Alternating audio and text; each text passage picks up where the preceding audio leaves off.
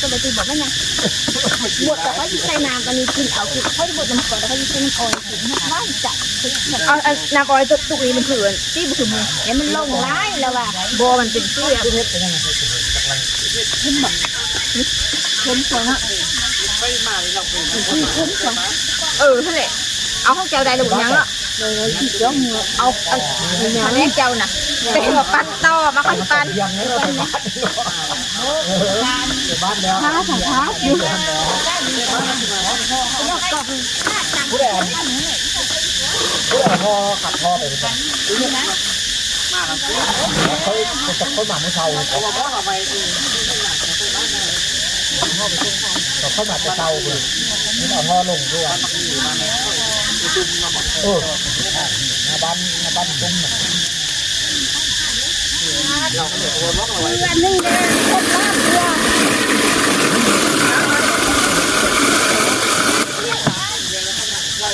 ลูกเนี่ยมันจะไปถึงเหมือนเดี๋ยวน้องชอบเจ้าล่ะนี่ไปตามกองคอยไม่ใช่เหรอ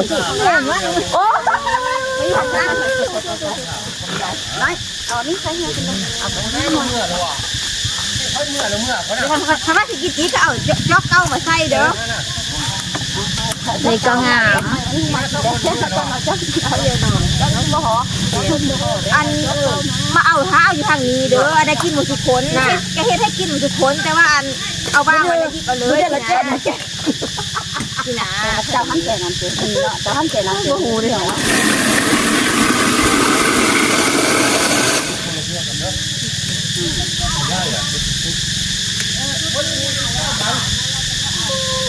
มาคนบ่ร้ายเลยนะคุณน่ะมาได้บ่ละฮะแหละปัดหงบ้านที่โมงแหละปัดหงมันชมสการชอบบ้วนมันกุหลาบปั้นกันโอ้ยแค่ชอบหมดยิ่งหรอกน้องจะเข้ากล้องแล้วนะ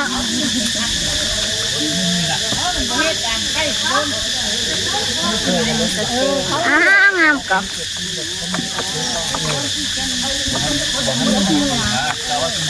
เจนเป็นกันบบซื้อข้างหยุดคิดแกงก็คนบ้านมันมาคำอยู่แล้วมันบดไปเธอไปยกนึ่งเลยนะมาเขาได้กระดิ่งแก้เดี๋ยวเขาจะย้ายน้องหัวเนาะ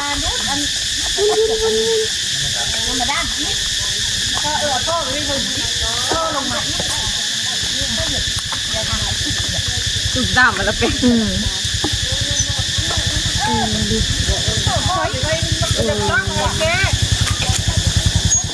ยกเดียวของเขาอยู่นี้อันนี้บอกให้มันก้อนขนาดลูกกินแล้วลูกมานั่งเอาลูกมาหน่อยบ่หรอกเขาลูกเขาลูกเขาตั้งมานั่งอยู่ที่นี่เดี๋ยวน้องเดี๋ยวน้อง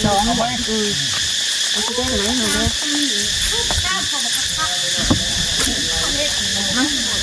เดี๋ยวลูก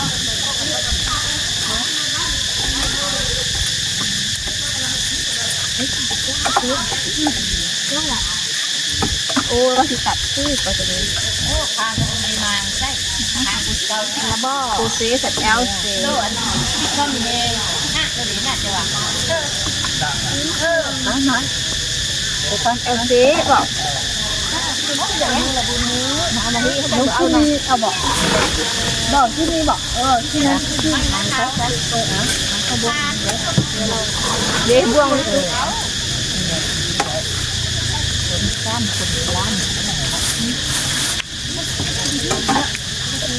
เล่นบวช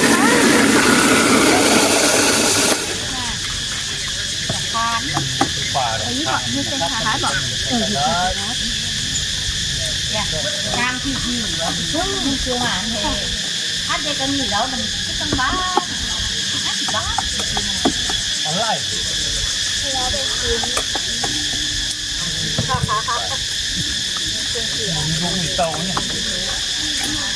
ให้ผู้บ่าวกินอ่ะให้ผู้บ่าวสิไม่เอาบอกมันมีของผู้บ่าวกันเลยบอกผู้บ่าวกับบอกเขามากินก็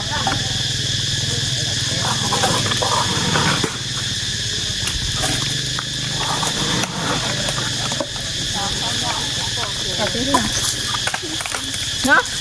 ก็แพงทุกคนเนี่ยแม่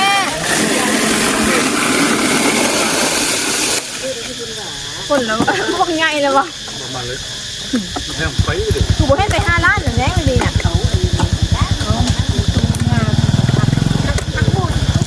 คือจะเราเป็นสถานที่ว่าเห็นหลังเก่าด้วยเลยนะเราทีจะขับยับโบ้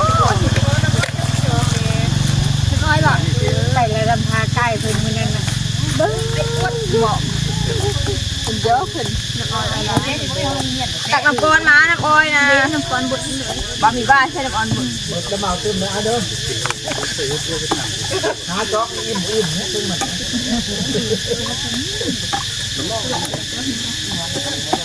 น้ำอ้อยแล้วเอาเลยโอ้โหมาหาน้ำอ้อยหมดนี่มา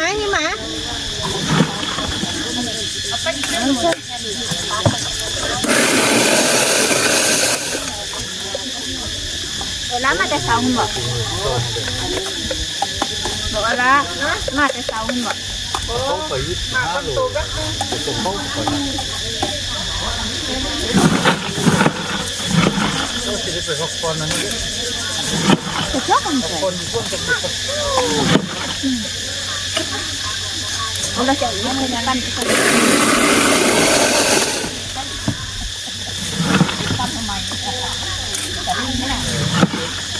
เห็นคนช่วงลงช่วง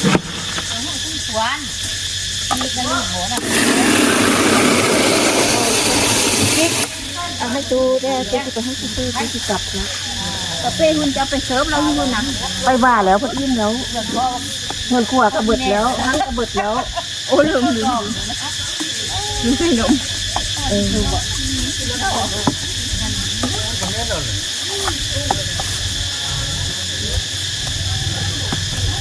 เอาไปเป้ละ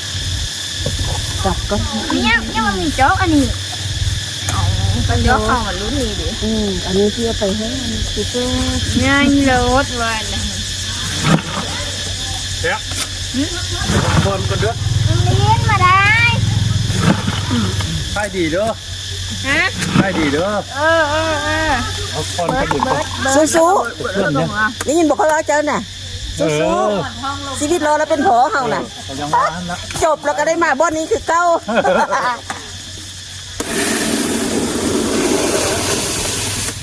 ไปห้องโนบละหมาดตึมเด้อห้องโนบละหมาดตึมเด้อจะน้อยไปสมัยรอได้แล้วเป็นยังไง อะไรก็ดิซึ่งอันนั้นไม่เอามันท้าทางบริเจอมันพอแล้วเพื่อน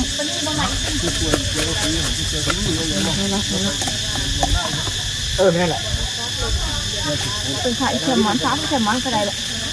แต่มันเป็นหัวมันที่เราเดือด มือเล่นยังไม่ตีเขาป้าไปเข็มมันจะบอกจะแจ้งนี่แหละเอาให้ตีเอาให้ตีมันบอก ขอบใจเด้อน้ำ ไม่ให้ตีกันบอกโดน ขอบใจได้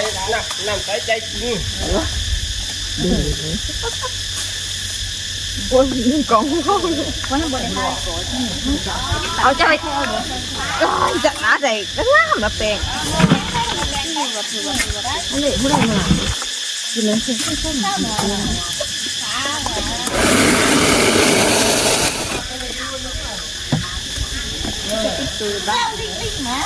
บ้าคนที่ทายถึงโบแตงเลยนะที่กินมันเห็นดิแต่น่าแสบเหะที่กินบ่มันจะได้ใบน้ำสีเปื่อยจะเตะกันเร่งรถเต็มที่เด้อตัวเต็มที่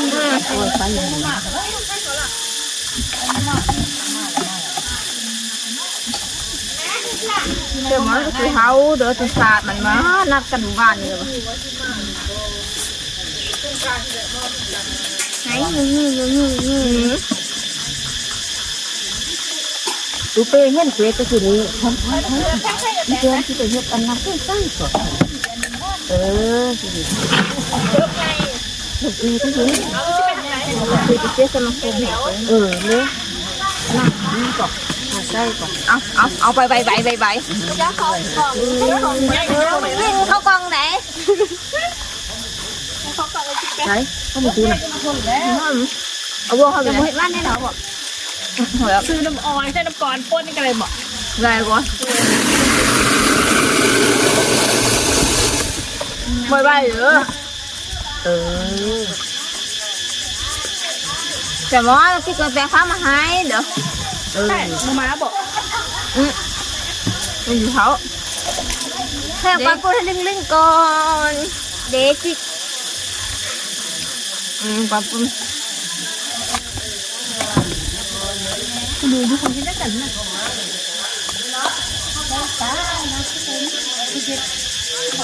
ปลาลิงดองว่าค่ะดองลิงใช่ไหมเข้าใจกันลูกเข้าใจกันเข้าใจกันเข้าใจเด้อเสียบก็จะเอาก่อนถอยนะแค่เบิดเอาลิงก่อนคนแป้งมาดูไม่ใช่แค่บอกแค่กันได้เข้าบอกลืมกินโย่เลยกินน้ำก่อนปนแล้วมันได้ดูดกินเลยนะจะเฮ็ดกินแม่ตัวมันไม่ใช่นะคะ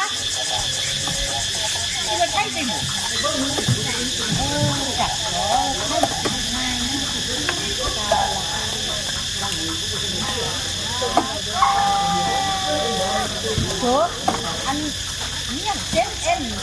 โอ้บางคนใช้ปนิปลาเป็นหอดเป็นตู้อยู่เนาะในเบิดก้อนอะไรจะมือจีหมดเสพแบบว่าจีเขาจะตรงในเบิดเป็นอันนึงแหละ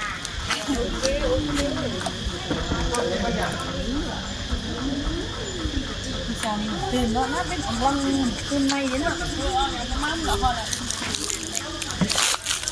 พอแล้วมาโผล่จะให้ในยี่ห้อหมูว่างไปเพราะเราอยากนมบึกก็ถ้าเพราะนมมาเพื่อบ้านเนี่ย